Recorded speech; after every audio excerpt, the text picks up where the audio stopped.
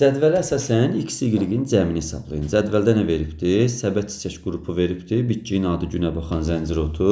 Və burada nəyi tapmağımızı istəyir? Deməli, ümumi çiçək sayını verib 500 ədəddir görürük. Və günə baxanda 500, dilci şəkilli 200 ədəd çiçək vardı. Əmələ gələcək maksimum meyvə sayını veribdir. Bunu x ilə göstəribdir.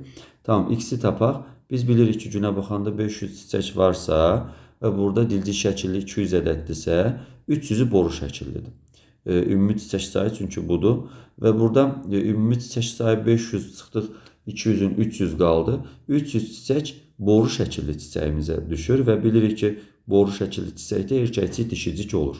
Və burada əmələ gələcək maksimum meyvə sayı necə olurdu? Biz düsturu yazırıq, kəsacıq 0 olurdu. Ləçək 5 mötərizədə, erkəkcik 5 mötərizədə yazılırdı. Yəni birləşikdir, dişicik 1.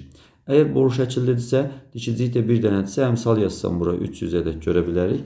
Yəni 300 dənə də dişicik, 300 dənə də meyvə yaranacaq. Çünki bunlarda toxumca meyvə idi və bir toxumludur. Bu 300 ədəd x oldu, tapdıq. Zəncir otunda da 200 dənə ümumi çiçək vardı və burada bilirik ki, y çiçək sayını soruşur. Dilci şəkillər elə 200 dənə dilci şəkilli çiçəkdir. Əmələ gələcək meyvə sayı da 200 olacaqdır.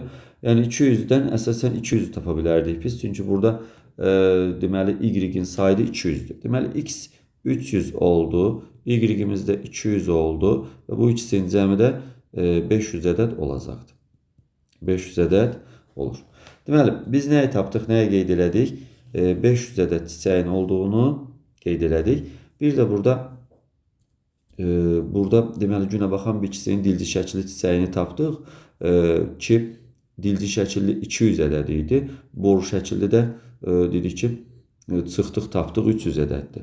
Bəs dilci şəkilin düsturu necə olur? Onu da qeyd eləyək. Kəsacıq 0'dır. Ləçək 5'dir mötərizədə. Erkəkcik 0'dır. Dişicik 0'dır. Onun üçün biz 200'ü buradan çıxırıq və burada əmələ gələcək meyvə sayı görürük ki, 0'dır. Erkəkcik də yoxdur.